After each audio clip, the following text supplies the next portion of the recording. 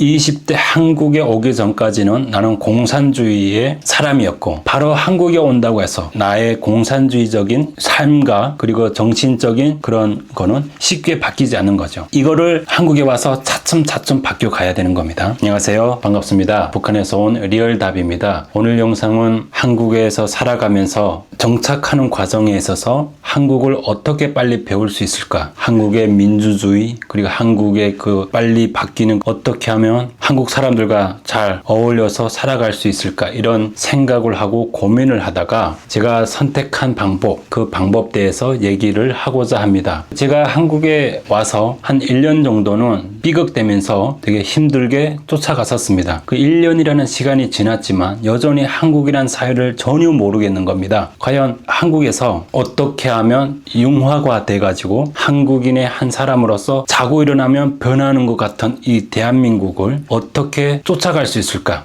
자고 일어나면 뼈대가 서 있고, 또 하루 지나면 1, 2층 건물이 올라가 있고, 한 달, 두 달이 지나니까 건물이 막 4, 5층씩 올라가고 막 이러는 거예요. 이렇게 빨리 발전해 나가고 있는 이 사회에서 어떻게 살아남을까라는 생각을 하고 있었습니다. 한국 사회에 발전하는 이 속도는 굉장히 빠르고 건물이 지어지는 속도가 어마어마하게 빠른데 제 삶과 생활은 여전히 멈춰져 있는 거죠. 그러다 보니까 이래서는 안 되겠다. 과연 내가 어떻게 하면 빨리 이렇게 발전을 할 수 있을까? 나도 저 빨리 지어지는 저 건물처럼, 그리고 지하철을 타거나 버스를 타면 사람들이 화려함 속에서 움직이는 그런 활동적인 모습을 보면서 나도 저 사람들의 일원이 되어서 그 공동체에 스며들어야겠다라는 생각을 하게 됐습니다. 그러려면 한국의 민주주의 그리고 한국의 유행, 이런 것들을 습득해야겠다, 그런 생각을 하게 됩니다. 그 얘기에 앞서서 제가 지금 30대 후반입니다. 얼굴이 좀 동안이어서 그렇게는 안 보이겠지만 제가 30대 후반이거든요. 그래서 제가 MZ세대죠. 제가 살아온 삶과 이런 모든 것들은 지금의 그 어르신들, 60, 70대 되는 그 어르신들의 삶을 살았거든요. 그 60,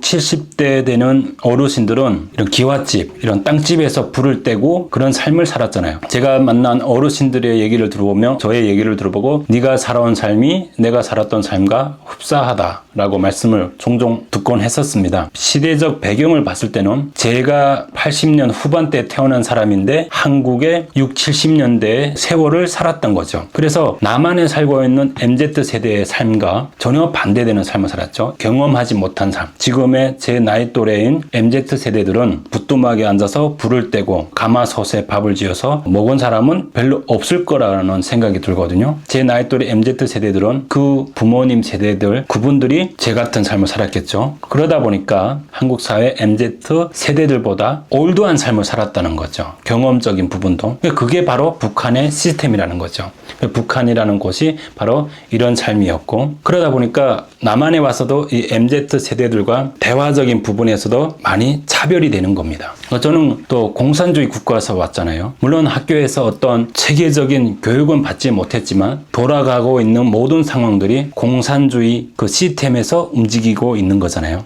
제 부모들도 공산주의라는 거기에서 돌아가고 있는 그 시스템에 적응한 분들이기 때문에 가정의 교육 환경에서도 공산주의 시스템이었겠죠. 10대 중반까지 보낸 그 시절은 저는 완전한 공산주의라는 그 체제 하에서 적응을 한 10대 시절을 보냈었던 겁니다. 저의 삶에서는 당연히 그런 삶이어야 하고, 제 삶은 당연히 이런 공산주의 국가에서 산에 가서 나무를 해와서 아궁이에 나무를 넣고 불을 피워서 가마솥에 밥을 지어 먹는 삶이 저의 당연한 삶이었던 겁니다. 그리고 배고프면 이렇게 굶어야 되는구나. 국가가 가난하니까, 모든 가정에 음식이 없으니까 이런 삶을 살아야 되는구나. 배고픈 거는 괴로운 거지만 이것이 언젠가는 나아지겠지라는 희망을 갖게 되는 거죠. 이 배고픈 거를 해결해 줬으면 좋겠다라고 하는 희망이 있는데 그 희망을 부모한테 거는 거죠. 그래서 그 부모가 배고픈 나를 위해서 동네에 나가서 강냉이를 좀 꺼서 요리를 좀 해줬으면 좋겠다, 밥을 좀 해줬으면 좋겠다라는 간절한 소망을 갖고 살게 됐었던 겁니다. 그러다가 이런 격변하고 있는 이런 모든 것이 낯설고 자고 일어나면 휘황찬란하게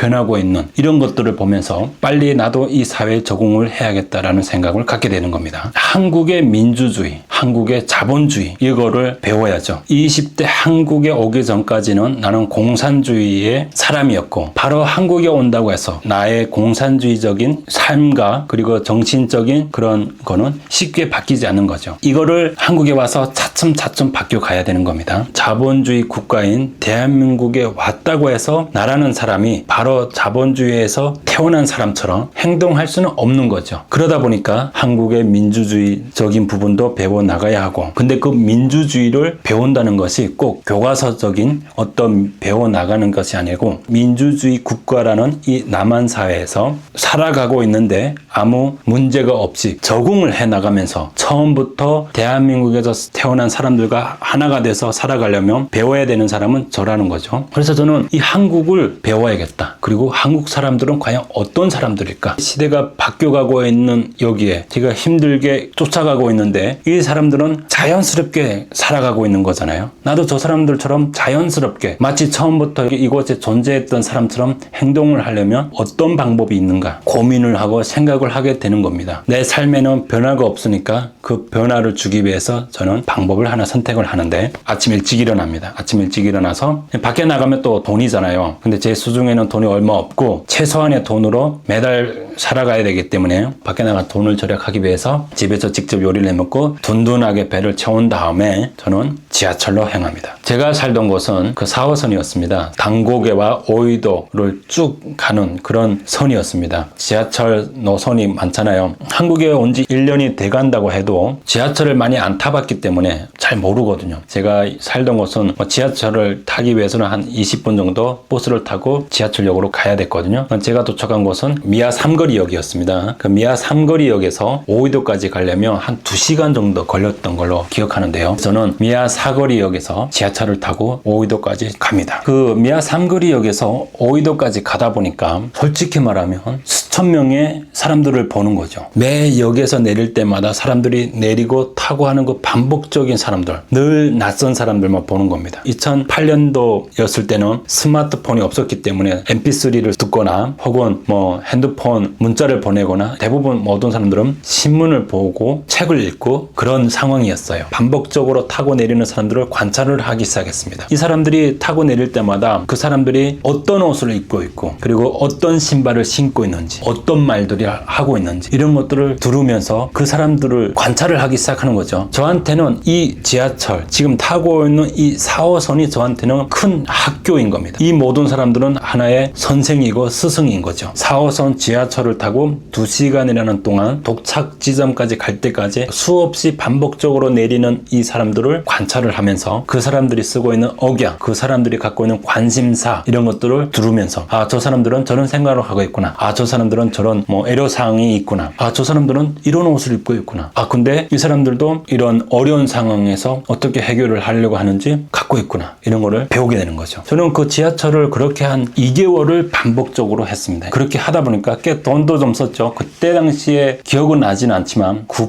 980원이었던 걸로 알고 있거든요. 그래서 그 지하철을 타면서 반복적으로 하다 보니까 한국이라는 어떤 거창한 민주주의는 아니지만 한국 사회를 빨리 배우게 됐습니다. 그 지하철이라는 그거를 반복을 하면서 제가 미아 삼거리에서 출발을 해서 오이도까지 가다 보니까 갈 때 2시간, 올 때 2시간 그러다 보니까 매일매일 낯선 사람을 만나는 겁니다. 반복적으로 타고 내리고 하는 이 사람들을 보면서 별의별 사람들을 다 보는 거죠. 움직이는 인간의 서점인 겁니다. 그 사람들이 갖고 있는 모든 상황을 듣게 되고 어떤 사람은 침묵하고 어떤 사람은 슬퍼하는 사람들도 있고 어떤 사람들은 되게 우울해하는 사람들도 있고 지하철이 그 모든 사회를 설명해 주는 겁니다. 제 나이 또래 젊은 사람들이 한 무리로 지하철 탔을 때는 이 사람들도 재밌는 거죠. 자기들의 관심사를 얘기하고 또 어떤 연애적인 부분도 얘기하면서 내 나이 또래인 저 사람들은 이런 관심사를 갖고 있구나. 내가 지금 이 지하철에 타고 있는 2008년도의 이 상황에서는 이 사람들이 이런 관심을 가지고 있고 그리고 이런 고민을 갖고 있구나. 이런 사람들이 있구나라는 걸 배우게 되는 겁니다. 그 많은 사람들이 지하철 오르락 내리락 하는데 패션이 대부분 다른 거죠. 하루에 이렇게 많은 사람들을 만나고 보고 이러는데 어떻게 하나같이 옷들이 다를까? 그런 면에도 또 신기한 거죠. 이 서민들의 삶은 패션도 가지각색인 겁니다. 거기에 거기에서 패션도 배우게 되는 거죠. 아, 저 사람들은 저렇게 입었을 때 촌스럽지 않구나. 근데 어떤 사람들은 너무 화려하게 입었는데 촌스러운 부분이 보인다. 내 눈으로 봤을 땐 좀 촌스러우니까 아, 저렇게 입지 말아야겠구나 라는 것도 배우게 되는 겁니다. 그리고 남자들도 얘기를 할 때 아, 서울 남자들은 말을 참 부드럽게 하는구나. 되게 조곤조곤하고 어떤 단어적인 부분도 풍부하구나. 그런 거를 들으면서 배우게 되는 거죠. 아, 나도 저렇게 서울 말투를 구사를 하며 한결 부드러워 보이겠구나 라는 생각도 가지게 됐었습니다. 처음에는 조선족이냐라는 질문을 많이 들었거든요. 함경북도의 북한말이 연변에서 살고 있는 조선족 말투랑 완전 똑같거든요. 뭐 이렇게 생각하면 쉬울 것 같아요. 한국 사람들이 무의식 속에 그냥 콩고리씨를 쓰는 거잖아요. 영어를 쓰는 거잖아요. 그것처럼 중국에서 살아가고 있는 조선족 분들도 똑같이 한국말을 쓰는데 그 사이사이에 한국 사람이 영어를 쓰는 것처럼 중국말을 쓰는 거죠. 그런 중국적인 부분 빼고는 완전 함경북도 말투랑 똑같거든요. 그래서 저도 한국에 왔을 때는 사람들과 얘기를 하다 보면 조선족이냐는 질문을 많이 받았습니다. 그래서 빨리 서울 말투를 배워야겠다라는 생각도 갖게 됐었거든요. 북한 억양을 없애기 위해서 엄청 노력을 했죠. 그래서 그 지하철을 타면서 남자들도 되게 부드러운 서울 말투를 구사를 하고 이런 거 보면서 부드러운 사람으로 보이고 되게 마음이 착해 보일 것 같고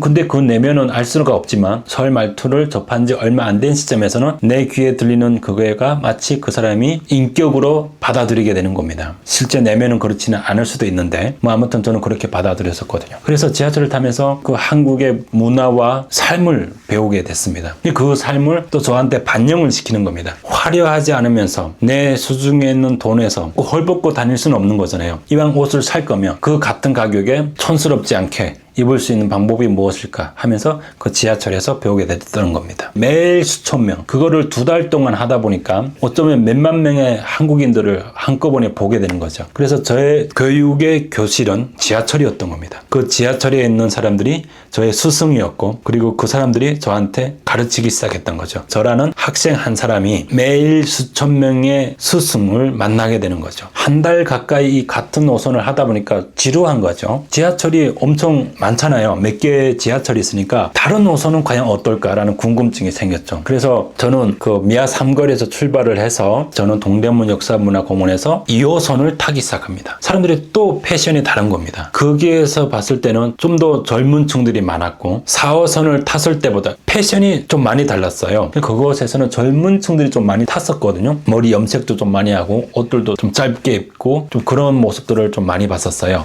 여기도 낯설다. 뭔가 다양하다. 되게 색다른 경험을 하게 되는 거죠. 이 2호선 같은 경우는 저런 거는 좀 너무 지나치다, 과하다. 이런 거는 내 것으로 만들 필요가 있겠구나 라는 것도 학습을 하기 시작합니다. 그런 삶을 한 2개월 정도 하다 보니까 많이 배우게 됐던 거죠. 서울 말투도 좀 빨리 배우게 됐던 것 같아요. 많이 들었기 때문에. 그전에는 한국에 온 지 1년밖에 안 됐기 때문에 친구도 없고 어떤 선택지가 없었기 때문에 완전히 차단된 삶을 살았었거든요. 그러다 보니까 많이 외롭고 우지할 때도 없는 이런 외로운 삶을 살았었거든요. 뭐 우울증도 있는 것 같고 내가 만약에 대한민국에서 태어났다면 과연 어떤 사람이었을까 라는 생각도 갖게 됐었습니다. 매일 지하철을 타면서 몇 시간 동안 타고 내리고 반복하는 이 낯선 대한민국 사람들을 보면서 내 삶이 행복한 삶은 아니구나 라는 거를 저는 느꼈습니다. 내가 어쩌다가 북한이라는 사회에서 태어나서 거기에서 빈손으로 출발을 해서 남한 사회에서도 여전히 최소한의 삶은 살 수는 있지만 뭐 가족들도 없이 그리고 가진 것도 없이 맨 땅에 헤딩하듯이 살아가야 되는 이 삶이 고달프고 버겁게 다가오는 겁니다. 그렇게 한국을 배우면서 잘 정착을 해서 성공을 해야겠다. 그 성공이 어떤 부를 축적하는 삶도 되겠지만 내 스스로가 만족하는 삶. 궁극적 목적은 잘 사는 거야. 근데 그 잘 사는 거가 오직 그